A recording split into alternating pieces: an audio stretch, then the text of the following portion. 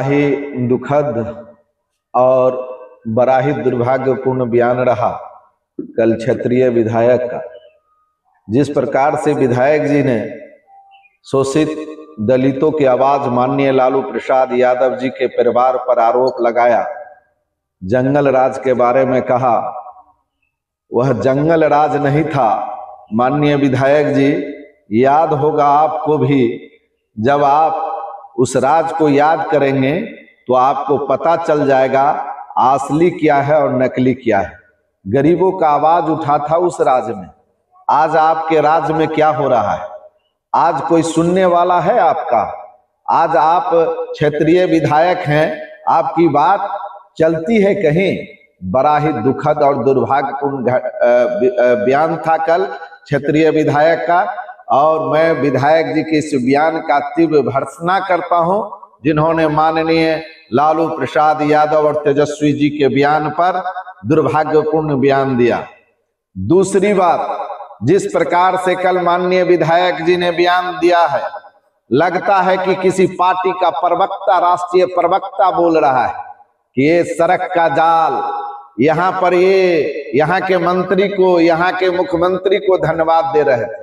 मैं पूछना चाहता हूं माननीय विधायक जी, आप किसी राष्ट्रीय के पार्टी के प्रवक्ता हैं या क्षेत्रीय नेता हैं? आप तो सिर्फ केंद्र और राज्य सरकार के योजनाओं को गिनाने का काम किए हैं।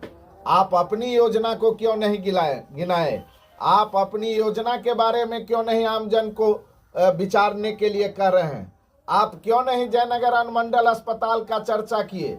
आप क्यों नहीं बासोपट्टी प्रखंड के अस्पताल का चर्चा किए?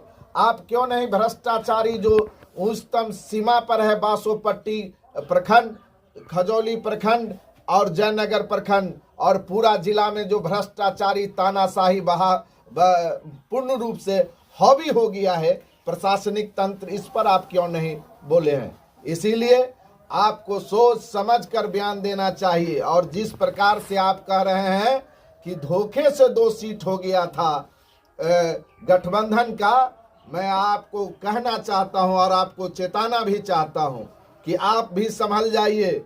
इस जिले अगर कोई सबसे ज्यादा वोट से हारेगा तो वह आप हारिएगा, इस बात को नोट कर लीजिए। वह दिन दूर नहीं जब सर्प काटा था, मुखिया परिवार को सिराही में मिलने के लिए आप नहीं गए थे। उसी बासोपट्टी अस्पताल में उन्होंने दम को तोड़ा था, आपका एक भी बयान नहीं आया। जब इनरवा मुसहरी में, जब वो चेन्नई में मर जाते हैं सादा समुदाय, आप उसके परिवार से मिलने तक नहीं गए। आज वह तमाम चीजों का हिसाब लिया जाएगा। इसीलिए आप ज्यादा बेचैनी मत होइए। आप कहते हैं कि दिल्ली में सरकार बन गई, बिहार प्रभावित होगा। कब तक जुमलेबाजी आप कीजिएगा?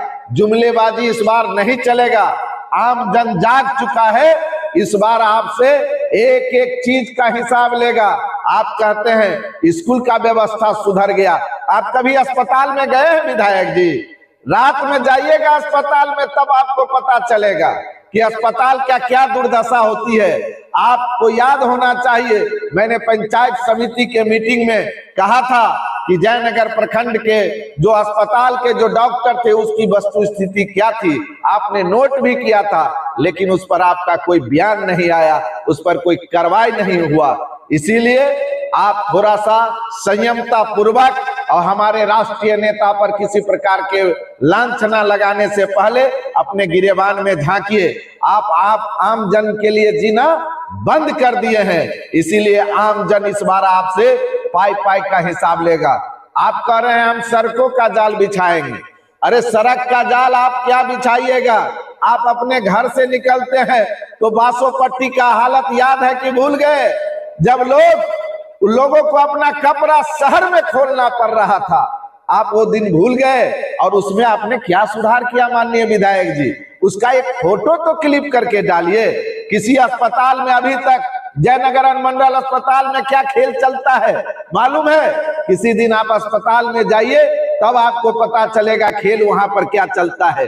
आपके प्रखंड के घोरबंकी के वह महिला करा रही थी, हॉस्पिटल में भर्ती नहीं ले रहा था, हमने रात में जाके भर्ती करवाने का काम किया था। और सीधा आपके अनुमंडल अस्पताल में सीधे पेशेंट को रेफर किया जा रहा है। आपके यहाँ कोई सर्जन नहीं है, कोई डॉक्टर नहीं है, कोई अल्ट्रासाउंड मशीन नहीं है, इस पर चर्चा नहीं। आप कोरोना काल में कहां भागे थे, दुनिया देख रहा है। लेकिन कोरोना काल में आप क्या कहे थे कि यहाँ ऑक्सीजन का मशीन अनुमंडल में फीता काटने वाले आप ही थे। चालू है, इस पर बयान दीजिए। जब किसान पूरी तरह से करा रहा था, सिराही मेहतर पट्टी, बैरा परसा उसराही, किसान जल रहा था, पतौना में खेत का सिंचाई नहीं हुआ, इलाके में आप कहां थे? किसी दिन एक रोज आपको वहां पर जल संसाधन विभाग में भी जाना चाहिए था, आप कहां थे? हम धरना पर थे। इसीलिए आम जन से हम आग्रह करेंगे कि इस बार क्षेत्रीय विधायक को आप गांव गांव में हिसाब लेना प्रारंभ कीजिए। अभी से ही पैतरा बांधना शुरू कर दिया है, अपनी बात को एक कहते नहीं है और राष्ट्रीय प्रवक्ता की तरह यह बोलते हैं कि हम सड़क का जाल बिछाएंगे। हम मंत्री जी को धन्यवाद देते हैं, हम मुख्यमंत्री जी को धन्यवाद देते हैं। आप विद्यालय के अध्यक्ष हैं, किसी भी विद्यालय में जाकर आप अध्यक्षता नहीं करते हैं। हम पोल खोलना स्टार्ट करेंगे। इसीलिए आज के बाद अगर हमारे राष्ट्रीय नेता पर अगर कोई बयान दिए, अगर सोच समझकर अगर क्षेत्र के बारे में अगर बोलना नहीं अगर प्रारंभ किए, अगर ठीक ठाक से नहीं बोले तो याद रखिएगा समय परिवर्तन ले लिया है। याद रखिएगा हम दो हाथ करने के लिए आपके बीच में आ गए हैं।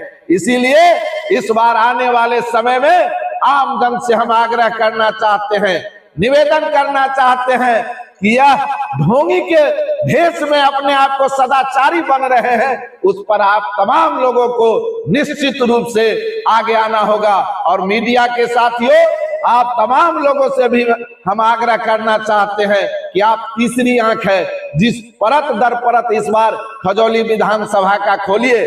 हम आपको एक लिस्ट देने जा रहे हैं जिसमें कई घटना घटी, लेकिन उस परिवार से मिलना भी उचित नहीं समझा और आपके मीडिया को भी जुटला रहा है, आपके सोशल मीडिया को भी जुटला रहे हैं। ये आपके बातों को ध्यान नहीं दे रहे हैं। इसीलिए आप स्वयं जगिएगा, इनको ध्यान देना पड़ेगा। इसीलिए साथियों, आप तमाम लोगों से निवेदन है कि जितना जल्दी हो सके एक एक बात को उजागर कीजिए। इस सड़क का जाल बिछाने की बात कर रहे हैं, एक तरफ आप चले जाइए जो बरही से बालापट्टी सड़क बन रहा है।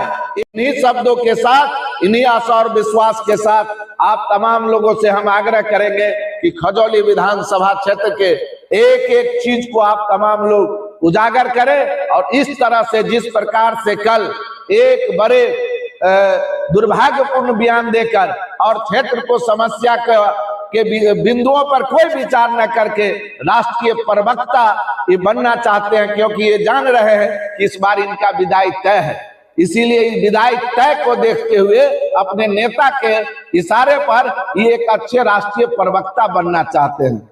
इन्हीं शब्दों के साथ हम अपनी बात को समाप्त करते हैं। अगर आप लोग भी मधुबनी जिला या जयनगर से हैं तो जयनगर लाइव को ज़रूर सब्सक्राइब कीजिए, क्योंकि ये छोटे बड़े हर न्यूज़ को कवर करते हैं। तो लाइक कीजिए, शेयर कीजिए, सब्सक्राइब कीजिए। Thank you.